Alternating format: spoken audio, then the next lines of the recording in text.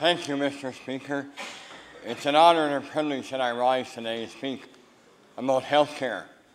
As it's well documented, the health care that I just received here in Nova Scotia was first class, bar none. Our health care workers are the best health care workers in the province in Canada.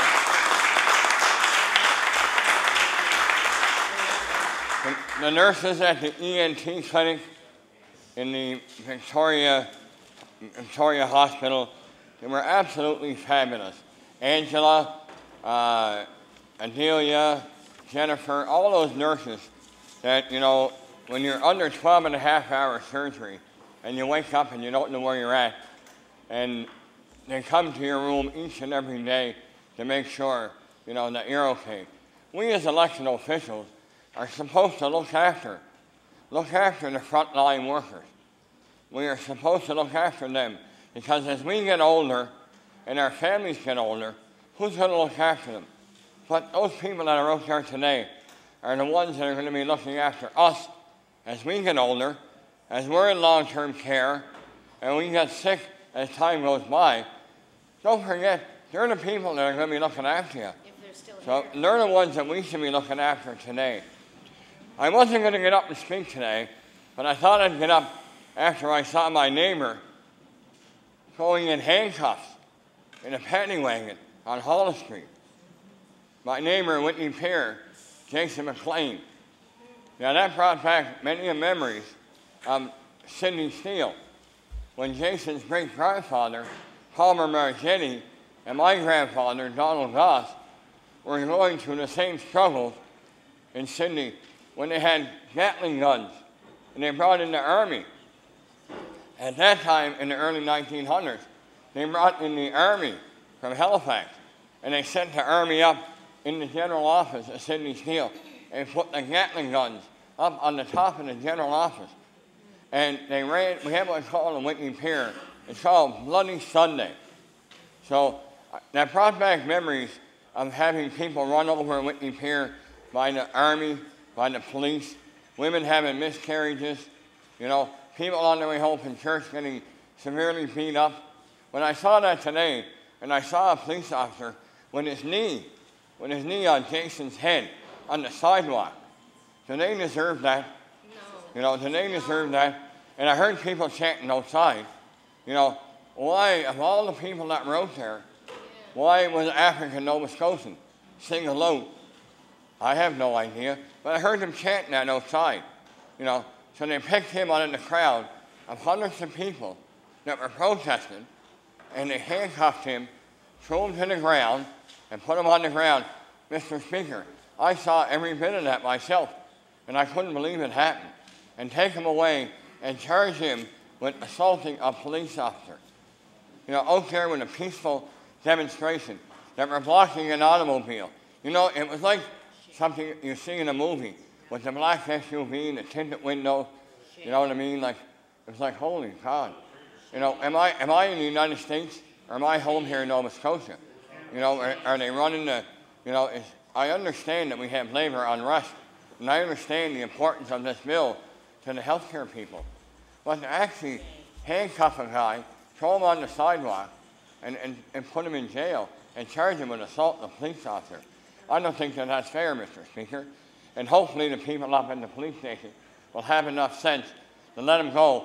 And Mr. Speaker, I hope they tell him, you know, you can go, just don't come back here for bar for 7 days. You have that opportunity, Mr. Speaker, to bar somebody from 7 days. You have the opportunity to bar any member here and name them if they're not acting accordingly. I think we should all be acting accordingly.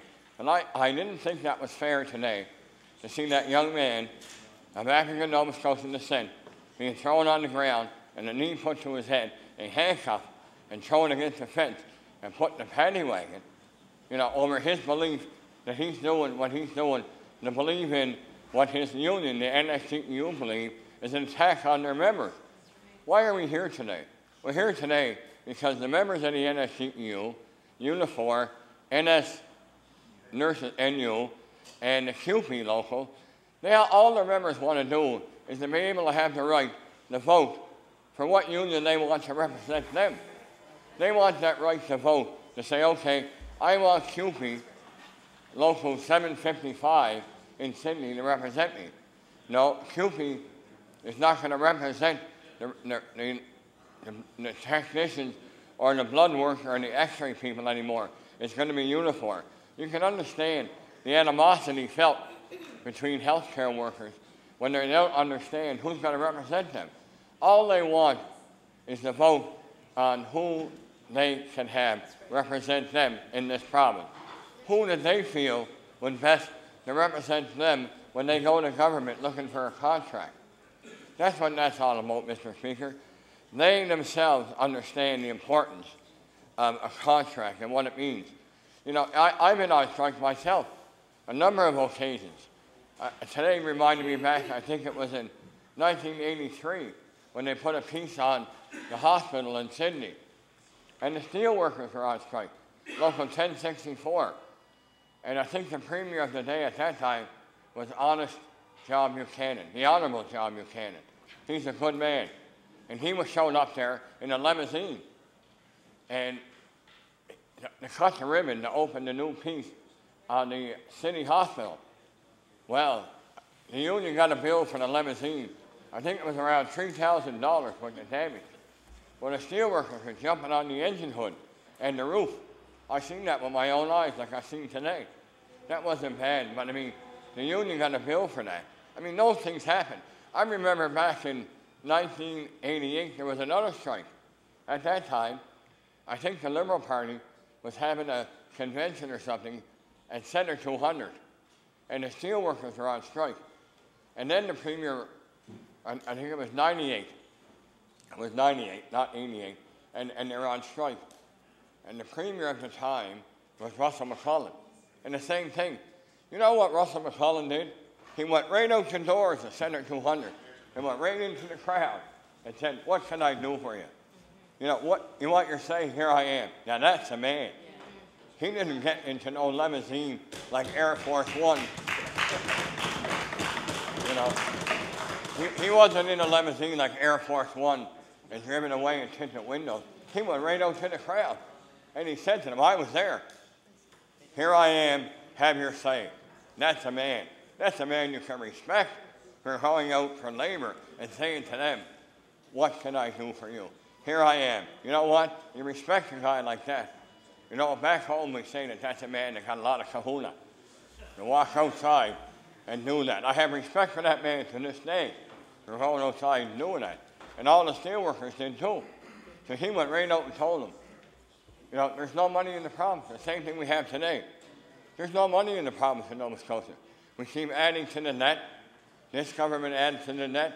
The previous government added to the net. Something has to give sometime, and I understand that.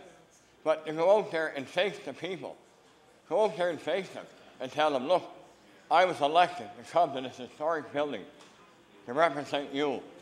We all have constituents that are out there. Every riding here, all 51 ridings, has somebody out there on the picket line. You know, I don't know what the number was. Is it 14,000 workers? Or how many workers this would affect across the province, from Sydney to Yarmouth? You know, we have to respect their rights. You know, give them the opportunity to have a vote, to say, okay, I want Unifor to represent me. I want the NSNU to represent me. You know, everybody thinks that it's something like divide and conquer, that we have winners and losers in this battle. We have no winners and losers in this battle. Labor is under attack all across North America, from the United States right through Canada. All we have to look at is our door-to-door delivery for Canada Post. All we have to look at is Veterans Affairs, federally. You know, unions are under attack for what they try to do. And I have great respect for unions. I'm a third-generation steelworker, and my son is in the union. 4 generations. You know, but, Mr. Speaker, we're all here to do the right thing, is to make sure that we listen. So I'd ask any member elected here to speak to the people in CUPE, Unifor, NSNU, NSTU. Please take time to speak to them. Ask them what their concerns are, so you'll have a better idea to know what's affecting them. Why are they out here? Why are they so afraid? They're afraid because their rights as a bargaining unit is being taken away, Mr. Speaker. And that there's nothing worse than that, than having your rights taken away. Back when I still have the contract in my office, the last contract with Sydney Steel. And Sydney Steel, Local 1064, was then broken up into 10 different unions. It then became the credit union, it became the cleaning staff. So that union was gone. But the history of that union, they paved the way for what we see here today, to have people have the right to stand up and say, I want to choose myself who I want to vote for. The way the people go to the ballot box here in Nova Scotia, when they walk into the riding of Sydney Whitney Pier and they say, who am I going to vote for? That's all the people want to know is a choice. They had 3 good candidates to vote for. They have 4 good unions. It's the same thing. When you're in an election, it's a democratic process to have the right to choose who to vote for. That's all these people out here want, is the right to choose who to vote for. I know my colleague from the Waterford, the honourable member from Cape Breton Centre, is the son of a coal miner. I'm the son of a steel worker. So we know what it's like to see labour unrest and pave the way for many of the benefits that we see today, like health care, pensions, benefits, a 40-hour work week. My colleague from Chorrell, Bible Hill, Salmon River, there might be one more in there I missed. Millbrook, that's it. I'm sorry, Mr. Speaker. But realize that, yes, we do have a holiday, Davis Day holiday. When I drive home here on the weekends back to Cape Breton from the legislature, what do I drive on? What highway? The 104. What's that called? That's called the Memorial Highway. The Miners Memorial Highway. Why is that called the Miners Memorial Highway? From the sacrifices that the miners came through to represent their people, the United Mine Workers of America, UMW, to represent the fight and the struggle that they had to get fair wages, Mr. Speaker. Mr. Speaker, we're all here for the same reason. We're here to listen to the people that sent us here. So I ask anybody that's here, please, speak to any union member. I ask all the union members to send an email to everybody. And I'm not going to do what I did the last time I stood here and name every address. But I ask them to please send an email telling us, what their concerns are, why they're here. We know why they're here. But say that, let us go forward now to law amendments when we will have a first-hand look from the union leaders, from the nurses, that are out there that will be coming to law amendments to tell us what is wrong with this bill, or what amendments can be put in here. What can we do as MLAs to make this a better piece of legislation? Right now, everybody, there's a lot of tension. When you've got people going in handcuffs, there's a lot of tension going on. I was sad to see that today. I hope his mother, Sandra, at home is doing okay. She is an elected official with the Cape Breton Region Victoria School Board. To see her son go in handcuffs, Sandra Marchetti, Jason's mother, and his grandfather, Stan Marchetti, who's a senior in my riding, to watch his grandson go in handcuffs and think of all the turmoil that we saw back in Bloody Sunday in Whitney Pier, to see a child from that community and a man getting arrested. It's a sad day in Nova Scotia. I will always remember September the 30th as I watched my neighbor and my friend go in handcuffs in a paddy wagon here in Halifax over him trying to get people to understand. All they want is to be able to have the right to vote, to decide what union will represent them in negotiations against government. That's a simple thing, Mr. Speaker. Mr. Speaker, I will take my place shortly, but I think of all unions in this province, Mr. Speaker. Right? What unions have done over the last 100 years for their workers and what they continue to do for their workers, Mr. Speaker. We as a society and we as elected officials must do better to make sure that workers' rights are protected, to make sure that the frontline workers, who I dearly love now, by the way, it's not that I didn't before. I have a real appreciation, you know, for the doctors, the nurses, the speech pathologists, the dentists. Boy.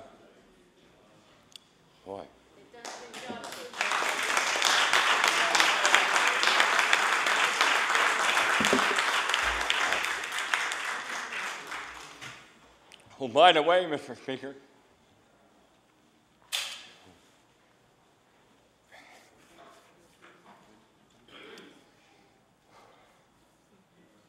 you're going to fix my voice. So,